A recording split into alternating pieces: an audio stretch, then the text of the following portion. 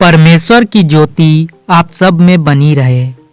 आप जिस परमेश्वर को जानते हैं वह सबसे महान है, उसके समान और कोई नहीं है। परमेश्वर जितना महान है उसके कार्य भी उतने ही महान हैं। वह एक ऐसा परमेश्वर है जो असंभव को संभव बना देता है। धरती पर कई देवी देवता आए और चले गए, लेकिन परमेश्वर था, है और हमेशा रहेगा। जब देवी देवताओं को समंदर से पार जाना होता था, तब वो समंदर पार करने के लिए पुल बनाते थे।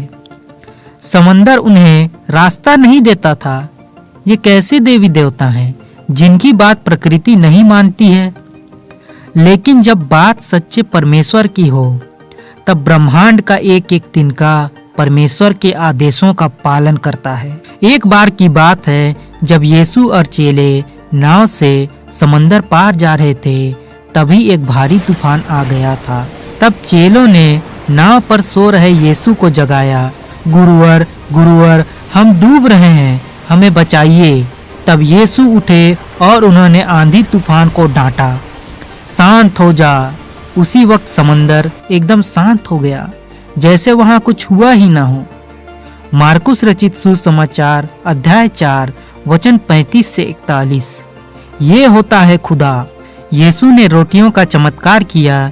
इसके बाद शिष्यों को आदेश दिया कि वे नाव पर चढ़कर समंदर के उस पार बेतसाइदा चले जाएं, और जब तक वे वहां पहुंचेंगे तब तक यीशु स्वयं लोगों को विदा कर देंगे।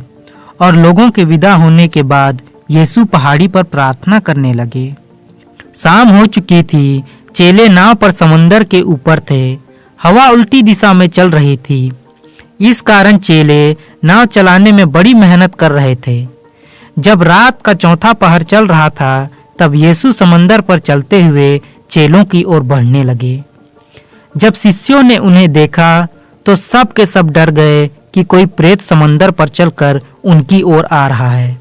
कोई भी ऐसा नजारा देखेगा कि कोई समंदर पर चल रहा है तो घबरा ही जाएगा, क्योंकि साधारण मनुष्य समंदर पर थोड़े ही चल सकता है। तब यीशु ने उन्हें बताया, मैं ही हूँ, डरो मत। और यीशु बीच समंदर पर आकर नाव पर चढ़ गए। मार्कुस रचित सुसमाचार अध्याय 6 वचन 45 से 52। जैसा कि मैंने कहा था, जो असंभव को संभव करे वही तो ईश्वर हो सकता है।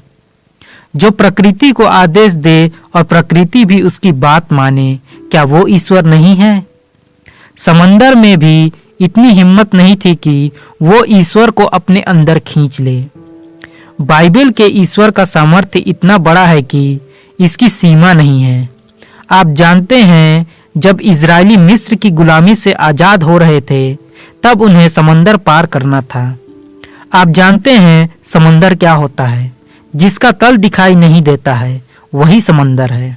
मिस्र का राजा फिरौन उन्हें पकड़ने के लिए रथ में बैठकर सैनिकों के साथ उनका पीछा कर रहा था, लेकिन इजरायलियों के साथ जीवंत परमेश्वर था। जब से इजरायली मिस्र से निकले थे, वैसे ही आकाश में बादल का एक खंभा उनका मार्गदर्शन कर रहा था, जो रात में आग की तरह चमकता था। अब जैसे ही इजरायली मूसा के साथ लाल सागर के किनारे पहुंचे, इजरायली चिंतित हो गए। आगे समंदर, पीछे दुश्मन, अब क्या करें? तब मूसा ने लाल सागर की ओर हाथ ऊपर किया। आप जानते हैं, लाल सागर 2 भागों में बंट गया और समंदर का तल एकदम सूख गया, जिस पर चलते हुए इजरायलियों ने लाल सागर पार किया। जब इजरायली समंदर पार कर रहे थे, तब पानी दीवार की तरह उनके अगल बगल में ठहरा रहा। जब इजरायली समंदर पार कर दूसरी ओर पहुंच चुके थे, तभी मिस्री सेना भी पहुंच चुकी थी और उन्होंने भी समंदर पार करने की कोशिश की। जब मिस्री सेना समंदर के बीचों बीच में थी, तब परमेश्वर ने मूसा को अपना हाथ फिर से समंदर की ओर ऊपर उठाने को कहा, और मूसा ने जैसे ही अपना हाथ उठाया, समंदर का रास्ता बंद हो गया और सारी मिस्री सेना फिरौन के साथ समंदर में डूब गई। आज भी उनके अवशेष लाल सागर में मौजूद हैं। ईश्वर ने पहले ही मूसा से कहा था कि वह मिस्र के राजा फिरौन और उसकी सेना को उनके अत्याचारों के बदले दंड देगा। निर्गमन ग्रंथ अध्याय 14 वचन 14 से 31। ये होता है ईश्वर जो आदेश देता है और उसका आदेश सब पर पूरा होता है। बाइबल साफ साफ बताती है कि इजरायलियों ने सूखी जमीन पर चलकर समंदर पार किया था। उस सामर्थ्य की कल्पना कीजिए कि कैसे उसके आदेश पर विशाल सागर 2 भागों में बंट गया ताकि परमेश्वर के लोगों के लिए रास्ता तैयार हो जाए।